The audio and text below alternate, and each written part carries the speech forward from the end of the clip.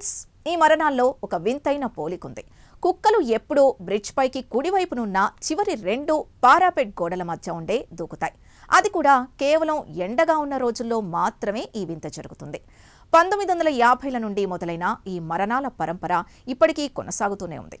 స్థానికులేమంటున్నారంటే, ఈ బ్రిడ్జ్ దగ్గర white lady of Overton అనే ఒక అదృశ్య శక్తి తిరుగుతోందని, ఆమె పిలుపు వినే కుక్కలు అలా దూకుతాయని అంటున్నారు. 1994లో ఒక వ్యక్తి తన పసిబిడ్డను ఇదే బ్రిడ్జ్ మీద నుండి కిందకు విసిరేసి తను కూడా దూకడానికి ప్రయత్నించిన ఘటన ఈ ప్రాంతాన్ని మరింత భయంకరంగా మార్చేసింది. ఆ వ్యక్తి కూడా నేనే సైతాన్ని అని అరుస్తూ దూకడం చూస్తుంటే అక్కడేదో తెలియని నెగటివ్ ఎనర్జీ ఉందని స్పష్టమవుతోంది.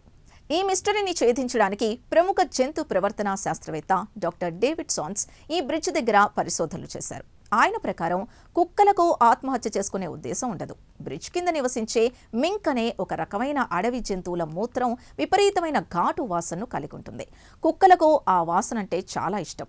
ఆ వాసనను పసిగట్టిన కుక్కలు ఆతృతతో గోడ అవతల ఏముందో చూడకుండా దూకేస్తున్నాయి. ఎండగా ఉన్న రోజుల్లో ఆ వాసన ఇంకా తీవ్రంగా వస్తుంది కాబట్టే కుక్కలు అలా ప్రవర్తిస్తున్నాయని ఆయన వాదించారు. కానీ విమర్శకులు ఏమంటున్నారంటే, స్కాట్లాండ్లో వేల సంఖ్యలో ఇలాంటి బ్రిడ్జ్లున్నాయి. అన్నిటి కింద మింక్ జంతువులున్నాయి. మరి కేవలం ఓవర్టన్ బ్రిడ్జ్ దగ్గర కుక్కలు ఎందుకు దూకుతున్నాయి? ఈ ప్రశ్నకు సైన్స్ దగ్గర పక్కా సమాధానం లేదు.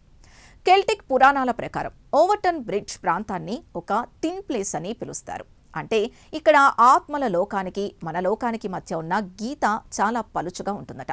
మనుషుల కంటే జంతువులకు అతీంద్రియ శక్తుల్ని పసిగట్టే సామర్థ్యం ఎక్కువగా ఉంటుందని, అందుకే అక్కడ తిరిగే ఆత్మల్ని చూసి లేదా వాటి శబ్దాల్ని విని కుక్కలు భయంతో లేదా అయోమయంలో కిందకు దూకుతున్నాయని పారానార్మల్ ఇన్వెస్టిగేటర్లు భావిస్తున్నారు.